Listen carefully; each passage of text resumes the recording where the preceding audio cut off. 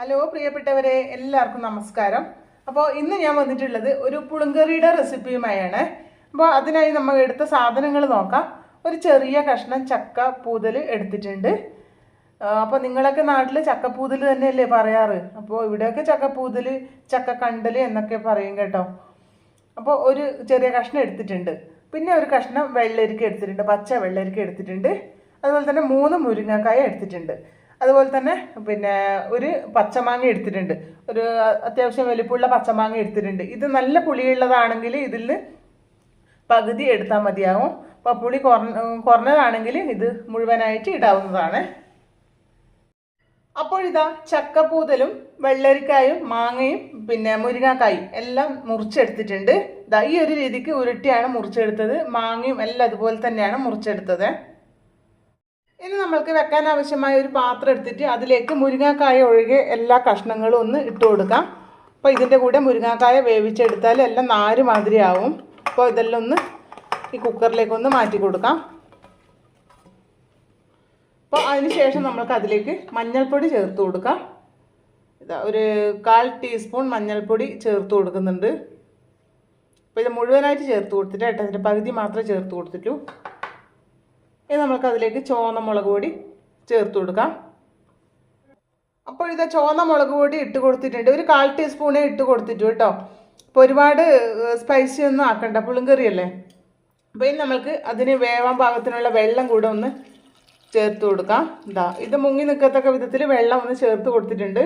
അപ്പോൾ പാകത്തിനുള്ള ഉപ്പ് കൂടി നമുക്ക് അതിലേക്ക് ചേർത്ത് കൊടുക്കാം. അപ്പോൾ ഉപ്പ് കൂടി ചേർത്ത് കൊടുത്തു. പിന്നീട് നമുക്ക് വേണമെന്നുണ്ടെങ്കിൽ ഉപ്പ് ചേർത്ത് കൊടുത്താൽ മതിയാവും. അപ്പോൾ ഇതെല്ലാം ഒന്ന് മിക്സ് ചെയ്തെടുക്കാം. എല്ലാം മിക്സ് ചെയ്തെടുത്തിട്ടുണ്ട്. ഇനി നമ്മൾക്കിത് വേവിച്ചെടുക്കാം. ഒരു 3 വിസിൽ മതിയാവും ഇത് വെന്ത് വരാൻ വേണ്ടിയിട്ട്. സ്റ്റീം വന്ന് തുടങ്ങിയിട്ടുണ്ട്. ഇനി വെയിറ്റ് ഇട്ട് കൊടുക്കാം. അപ്പോൾ ഇതാ വെള്ളരിക്കയും മാങ്ങയും ചക്കപ്പൂതലൊക്കെ വെന്ത് വന്നിട്ടുണ്ട്. ഉടച്ചെടുത്തിട്ടില്ല. അതാ ഈ ഒരു രീതിക്ക് വെന്ത് കിട്ടിയിട്ടുണ്ട്. ഇനി നമ്മൾക്കതിലേക്ക് മുരിങ്ങക്കായ് കൂടെ ഇട്ട് കൊടുക്കാം. അപ്പോൾ ഇതിൽ വെള്ളമൊന്നും ചേർക്കുന്നില്ല. അപ്പോൾ തന്നെ ഇത് നമുക്ക് ഇത് വേവിച്ചെടുക്കാം. ഇനി നമ്മൾക്ക് പുളിങ്കറിക്ക് വേണ്ടുന്ന അരപ്പിന് ആവശ്യമായ സാധനങ്ങൾ നോക്കാം. അപ്പോൾ ഇതാ 1/4 കപ്പ് തേങ്ങ എടുത്തിട്ടുണ്ട്. അപ്പോൾ ഇനി വേണ്ടുന്നതാണ് നമുക്ക് അതിൻ്റെ കൂടെ ജീരകം കൂടെ ചേർത്ത് കൊടുക്കാം. 1/4 ടീസ്പൂൺ ജീരകം ചേർത്ത് കൊടുത്തിട്ടുണ്ട്. അപ്പോൾ ഇതിൻ്റെ കൂടെ ഞാൻ ഇനി പിന്നെ മഞ്ഞൾപ്പൊടിയും ചുവന്ന മുളക് പൊടിയൊന്നും ചേർത്ത് കൊടുക്കുന്നില്ല. ആവശ്യമുള്ളത് ആ കറിയിലൊപ്പം തന്നെ ഇട്ട് കൊടുത്തിട്ടുണ്ട്. ഇനി നമുക്ക് ഇതെല്ലാം ഒന്ന് അരച്ചെടുക്കാം.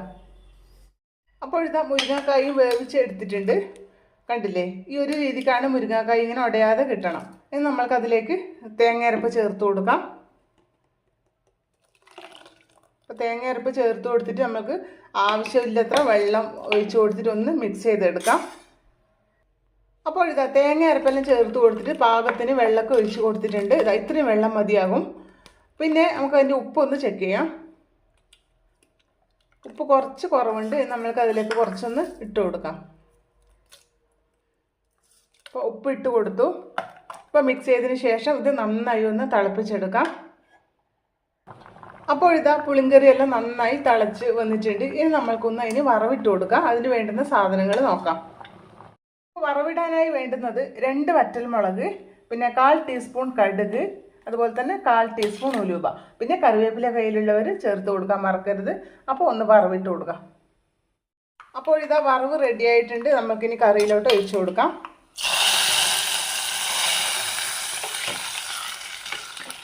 അപ്പോൾ വറവെല്ലാം ഒഴിച്ചതിന് ശേഷം നന്നായി മിക്സ് ചെയ്തെടുത്തു. അപ്പോൾ അങ്ങനെ നമ്മുടെ വെള്ളരിക്കയും മാങ്ങയും ചക്കക്കണ്ടലും മുരിങ്ങക്കായും കൂടിയുള്ള പുളിങ്കറി റെഡി ആയിട്ടുണ്ട്. അപ്പോൾ ഇതെല്ലാം എരിവും ഒരുപാട് സ്പൈസി ഒന്നും ആക്കണ്ട. ലൈറ്റ് കളറിൽ പിന്നെ ഒരു ചുവന്ന മുളക് പൊടി ഇട്ട് കൊടുത്താൽ മതിയാവും. അപ്പോൾ ഇതാ കാണാൻ തന്നെ നല്ല ഭംഗിയില്ലേ.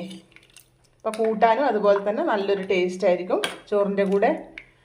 അപ്പോൾ ഇതാ എല്ലാവരും ചക്കക്കണ്ടലും ഇതുപോലെ വെള്ളരിക്കൊക്കെ കിട്ടുന്ന സമയത്ത് ഒന്ന് പുളിങ്കറി ഉണ്ടാക്കി നോക്കൂ കേട്ടോ. അപ്പോൾ അതുപോലെ വീഡിയോ കണ്ട് ലൈക്ക് ചെയ്യാനും അതുപോലെ തന്നെ നിങ്ങളുടെ അഭിപ്രായങ്ങൾ എന്ത് തന്നെ ആയാലും കമൻറ്റ് ബോക്സിൽ അറിയിക്കാനും മറക്കരുത്. അപ്പോൾ അടുത്ത വീഡിയോയിൽ കാണുന്നത് വരെ എല്ലാവർക്കും ബൈ.